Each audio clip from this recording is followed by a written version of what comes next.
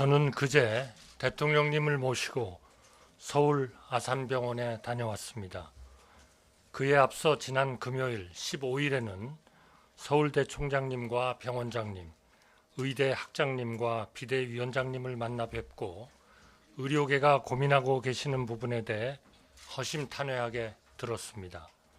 아산병원에서도 서울대병원에서도 필수 의료에 종사하시는 의사 선생님들이 수십 년간 모순이 누적된 의료 시스템 속에서 사명감을 가지고 치열하게 노력해 오셨다는 것을 느꼈습니다. 비단 아산병원이나 서울대병원뿐 아닙니다. 마산의료원 등 지방 공공의료원을 방문했을 때는 어려운 상황에서도 최선을 다해 비상진료 체계를 유지하고 계신 모습을 보았습니다.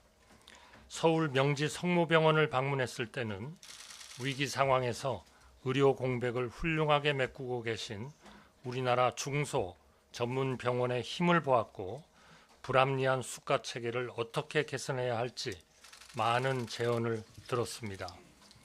또한 환자분들의 목소리, 간호사와 구급대원 여러분의 말씀, 비상진료 체계 최일선에서 올라오는 보고와 언론 보도도 주의 깊게 귀 기울이고 있습니다. 말기암 아버지의 항암 치료가 연기되었다는 사연, 호스피스에 입원하신 환자 단체 회장님의 호소, 위급한 분들이 누울 병상을 찾는 상황실 직원들의 고충에 마음이 무겁습니다. 전공의도, 의사도, 환자도 다 같은 국민입니다. 서로의 입장은 다르지만 지금의 어려운 상황이 조속히 해결되길 바라는 마음은 모두 똑같다고 생각합니다. 지금의 상황이 하루빨리 해결될 수 있도록 정부는 최선을 다해 노력하겠습니다. 국민 여러분, 의대 증원에 반발하며 시작된 의료계의 집단 행동이 한 달을 채워가고 있습니다. 그동안 정부는 비상진료 체계를 차질 없이 유지하는 한편 국민들께 약속드린 의료개혁을 속도감 있게 실행해 나가는데 전력을 기울여 왔습니다. 필수 의료와 지역 의료를 살리기 위한 의료개혁은 더 이상 미룰 수 없는 과제입니다. 빅5 병원 간호사가 뇌혈관 질환으로 쓰러졌는데 수술할 의사가 부족해서 돌아가신 지 벌써 2년이 되었습니다. 지난 1월에는 대구의 10대 여학생이 4층 높이 건물에서 떨어졌는데 받아주는 응급실이 없어 구급차에서 숨지는 안타까운 사건마저 있었습니다. 이번 의료계의 집단 행동이 시작되기 전에도 우리 국민들은 소아과 오픈런, 수도권 원정 치료 등으로 오랫동안 불편과 고통을 겪으셨습니다. 윤석열 정부는 이런 난제를 해결하기 위해 출범 직후부터 핵심 국정과제로 의료개혁을 추진해 왔습니다. 우리 의료 시스템의 모순을 정확히 파악하기 위해 의료계와 130번 넘게 만나 폭넓게 제언을 들었습니다. 의료개혁의 핵심은 우리 국민이 지금 당장은 물론 앞으로도 만족스러운 의료 서비스를 누릴 수 있도록 하는 데 있습니다. 정부는 필수 의료와 지방 의료에 충분히 투자하고 기존 제도의 잘못된 점을 과감히 바로잡되 그것만으로는 부족하다는 판단을 내렸습니다. 인구 변화와 사회 변화, 의학의 발달 등 여러 가지 요소를 고려할 때 의사 인력 자체를 충원하는 작업 없이는 국민들에게 의료 서비스를 충분히 공급하는 데 근본적인 한계가 있다고 판단하였습니다. 우리나라는 지금도 인구 1,000명당 임상 의사 수가 한의사를 포함하면 OECD 회원국 중 꼴찌에서 두 번째, 한의사를 제외하면 OECD 꼴찌입니다.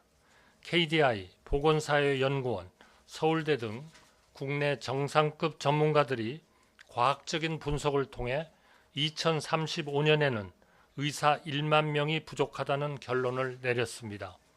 우리 사회에 급격히 진행되는 고령화도 감안했습니다. 2035년이 되면 우리 국민의 30%가 65세 이상 고령 인구가 됩니다. 고령 인구의 입원 수요는 30, 40대에 비해 11배 이상 높다는 건보공단의 통계에서 보듯이 앞으로의 의료 수요는 폭발적으로 증가할 것입니다.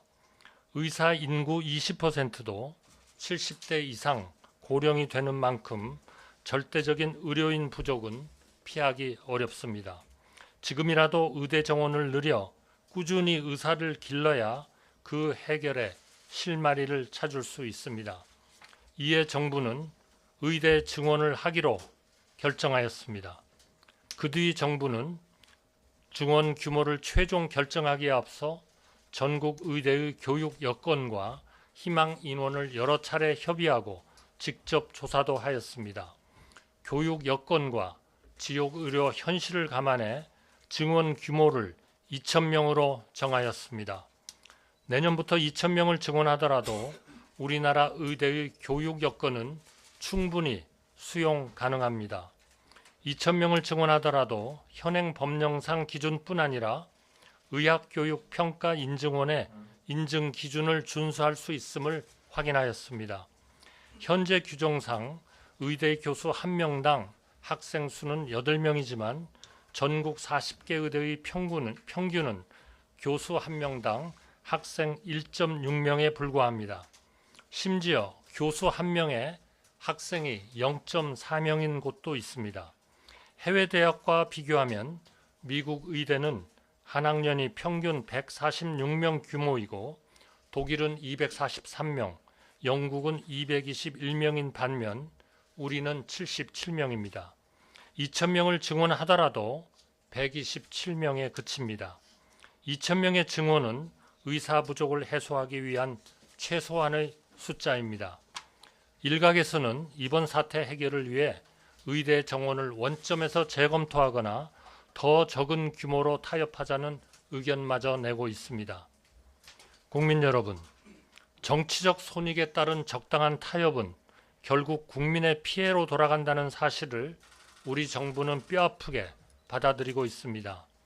2000년 의학분업을 할 때 정부는 의료계의 반발에 밀려 의대 정원 351명을 감축하였습니다. 그때 351명을 감축하지 않았더라면 지금까지 6,600명의 의사가 추가로 확보되었을 것이고 2035년에는 1만 명이 넘는 의사가 배출되었을 것입니다. 지금부터 2,000명을 증원하여 달성하고자 하는 바로 그 규모입니다.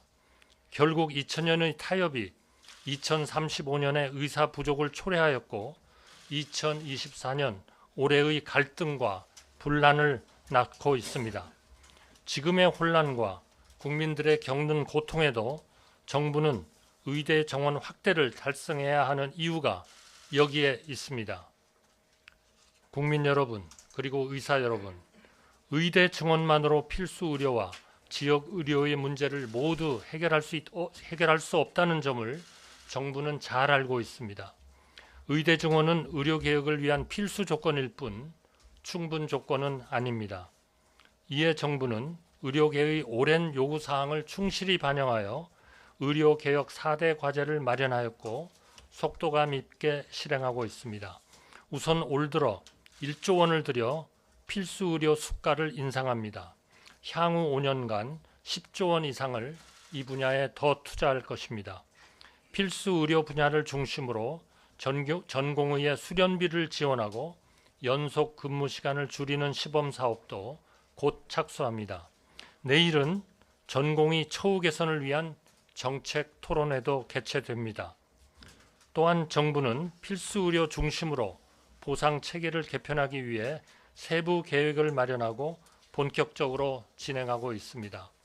필수 의료 분야의 의료인들이 가치에 걸맞게 정당하게 보상받고 보람있게 근무할 수 있는 환경을 만들어 가겠습니다.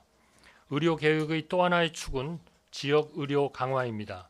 그리고 가장 절박한 분야이기도 합니다. 정부는 지역 의료 강화를 위한 조치를 신속히 추진해 가고 있습니다. 지역 의료에 대한 투자를 강화하고 우수한 지역 병원을 적극 육성하겠습니다. 지역의 인재를 선발하고 지역 의료기관에서 장기 근무할 수 있도록 여러 제도적 장치를 마련하겠습니다. 오늘 사회부총리께서 발표하는 의대별 정원 배분 결과도 지역 의료를 살리겠다는 정부의 강한 의지가 담겨 있습니다. 늘어나는 2,000명의 정원을 비수도권 의대와 소규모 의대, 지역 거점 병원 역할을 수행하는 지역 의대에 집중 배정하겠습니다. 또한 신입생은 지역 인재 전형을 적극 활용하여 선발하겠습니다. 의대가 없는 광역단체인 전남의 경우 지역 내 의견이 충분히 수렴되고 절차에 따라 신청이 이루어지면 정부가 신속히 검토하여 추진해 나가겠습니다. 국립대 교수 1,000명 신규 채용을 포함한 범정부 차원의 종합적인 지원도 신속히 실천에 옮기겠습니다. 예산 편성과 국회 협의 등의 절차도 빠짐없이 챙기겠습니다. 이후 사회부총리께서 더욱 상세히 설명드리겠습니다. 우리 국민들은 대한민국이 코로나19의 긴 터널을 지날 때 우리 의료계가 보여주신 헌신과 노고를 잊지 않고 있습니다.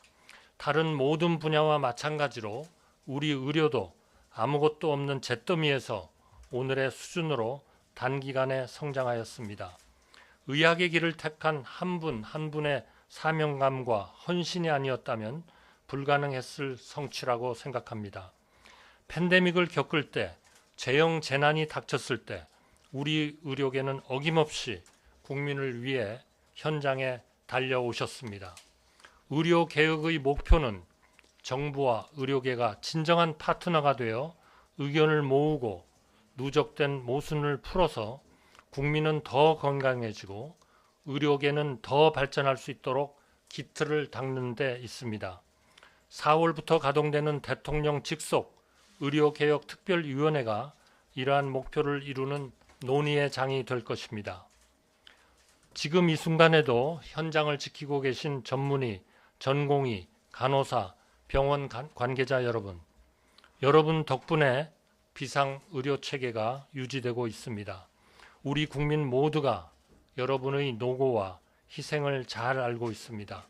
국민을 대표해 감사드립니다.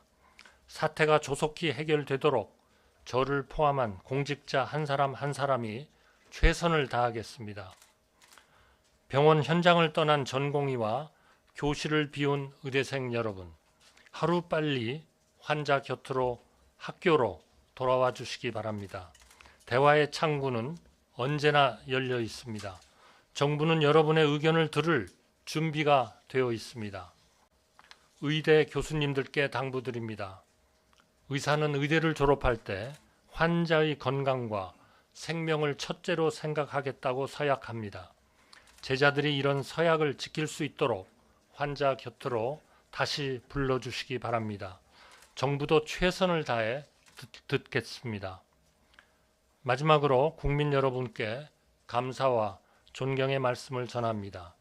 불안과 불편이 이어지는 상황에도 정부의 의료개혁을 지지해 주셔서 감사합니다.